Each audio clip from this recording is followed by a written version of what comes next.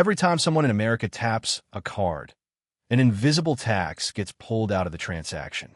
Not by the government, not by the store, by the payment system. And in the U.S., that hidden system has become one of the most profitable toll booths in the entire economy. Because in 2024 alone, Americans spent $11.9 trillion using credit, debit, and prepaid cards.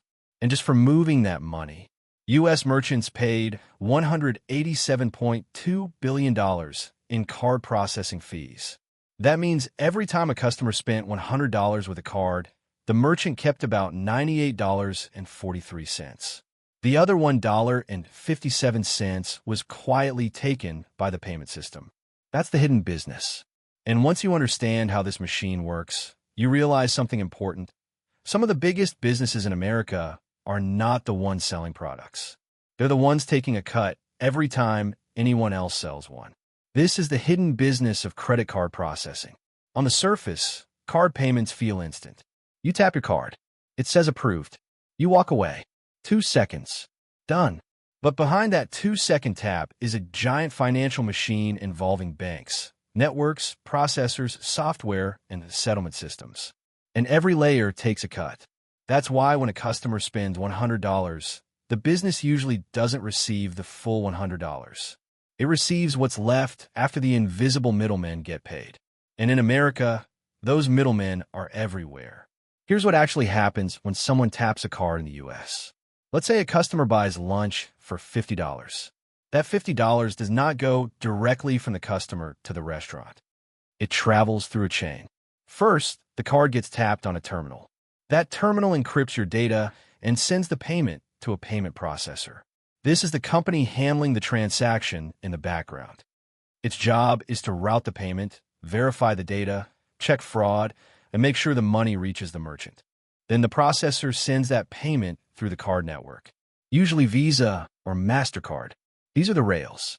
They don't lend the money. They don't own the restaurant. They simply own the infrastructure the payment travels on. Then the request goes to the customer's bank. That bank checks whether the customer has enough money or available credit. If yes, it approves the transaction. That approval travels back through the same chain. Bank, network, processor, terminal, approved. That entire journey, crossing thousands of miles of fiber optic cables, fighting off potential cyber attacks, and verifying identity, happens in milliseconds. That entire journey happens in seconds. And every single company in that chain gets paid. That's why card processing is so powerful.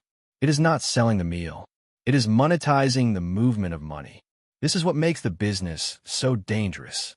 Payment processors do not need to convince people to buy anything. They do not need to manufacture products. They do not need warehouses. They do not need inventory. They do not need advertising to create demand. They simply sit in the middle of money that is already moving. That is the genius of a model. The restaurant found the customer. The brand created the demand. The customer decided to spend. And the payment processor still gets paid. That means processors profit after everyone else already did the hard work. That is one of the cleanest business models in the world. But here is a secret that the credit card industry does not want you to think about. You might be thinking, wait, what about my cash back? What about my free airline miles and luxury hotel points? I'm making money off them. No, you aren't. Those rewards are not free. When you use a premium rewards credit card, the payment network charges the merchant a significantly higher processing fee, sometimes over 3 or 4%. The merchant has to pay that higher fee to accept your card. But merchants aren't stupid. To survive these high fees, they simply raise the prices of their food, their clothes, and their services across the board for everyone. This creates a hidden wealth transfer. The person paying with cash or a basic debit card is paying the exact same inflated price as the person with a premium travel card, which means lower-income customers paying in cash are literally subsidizing the free flights and luxury hotel upgrades for wealthy credit card users. It is an engineered system where the house always wins. The merchant takes the hit, and the consumer blindly participates because they think they are getting a deal. And in the U.S., this machine is massive. In 2024 alone, Americans made card purchases worth nearly $12 trillion. that is larger than the GDP of almost every country on Earth except the United States and China. Now, imagine owning a system that takes even a tiny cut of that flow. That is the game. Processors do not need huge margins on each transaction. They need scale. If a processor takes just 2% on a $100 payment, that's only $2. That sounds small, but when that happens across millions of merchants, billions of transactions, every single day, that small fee becomes enormous. This is why payment processing creates giants. Not because they take huge cuts, because they take tiny cuts at massive scale. And the scale in America is staggering. There are now about 34 million merchant locations in the U.S. that accept card payments, both in-store and online. That means millions of businesses are feeding this system every day. Coffee shops, gas stations, restaurants, salons, dentists, subscriptions, retail stores, e-commerce brands. Every swipe feeds the machine. However, this system is not fair to everyone. There's a massive imbalance of power. If you're a giant corporation like Walmart or Target, you have leverage. You can negotiate directly with the card networks to lower your processing fees to pennies on the dollar because you bring them billions in volume. But if you're a local, family-owned coffee shop down the street, you have zero leverage. You're forced to pay the highest possible retail rates just to keep your doors open. You either accept the brutal fees or you lose all the customers who don't carry cash. And once a business is plugged in, it usually stays plugged in. That's another reason this business is so profitable.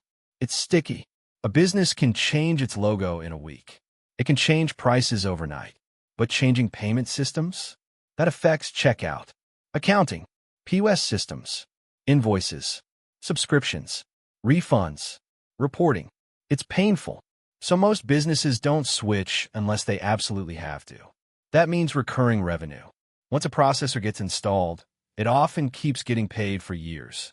And that recurring revenue is what makes this business so valuable. A restaurant may serve a customer once. A store may make one sale.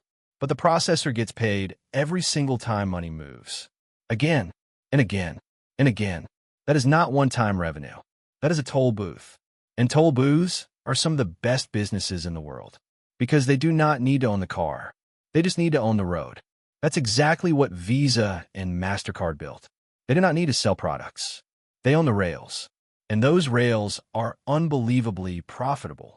Visa alone just reported that its data processing revenue rose 18%, while payment volume increased 9%.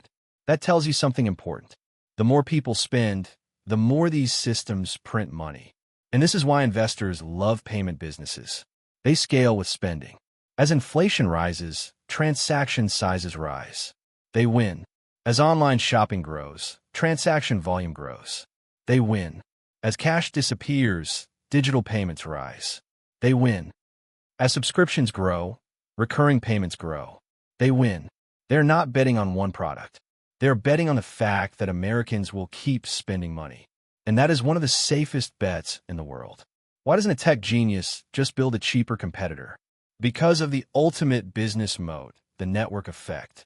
You can't convince a merchant to buy your new card terminal if no customers have your car in their wallet. And you can't convince customers to put your card in their wallet if no merchants accept it. It is a locked ecosystem. The U.S. payments market is so lucrative that entire empires have been built just to sit in the middle of it. In 2024, J.P. Morgan Payments became the largest acquirer of card payments in America, processing 40.98 billion transactions from U.S. merchants. Fiserv processed 40.72 billion. WorldPay handled 34.15 billion. These are not consumer brands. Most people have never heard of them, but they are moving tens of billions of payments in the background. That's the pattern with hidden money machines. The loud brands get attention. The invisible infrastructure gets rich. And this is where the model becomes even more powerful. Consumers rarely notice the fee. Businesses usually tolerate it. And the payment system quietly takes its cut every single time. That's why this business is so hard to disrupt. It is invisible. It is boring. It is embedded.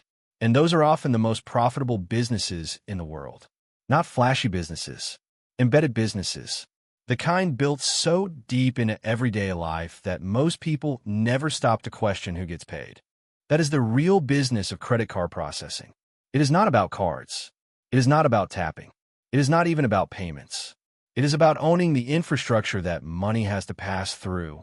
And in America, that infrastructure has become one of the most profitable hidden toll systems ever built. Without inventory, without shelves, without warehouses, without obvious selling, just a tiny cut from trillions already in motion. And that is what makes credit card processing one of the most powerful hidden money machines in America.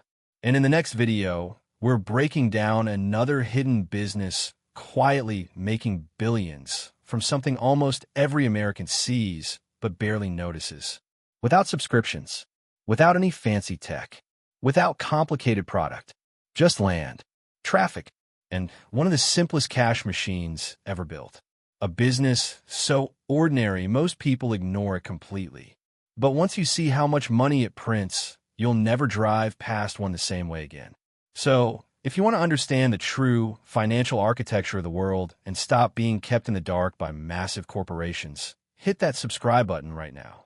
We decode the hidden money machines pulling the strings of the global economy, one video at a time.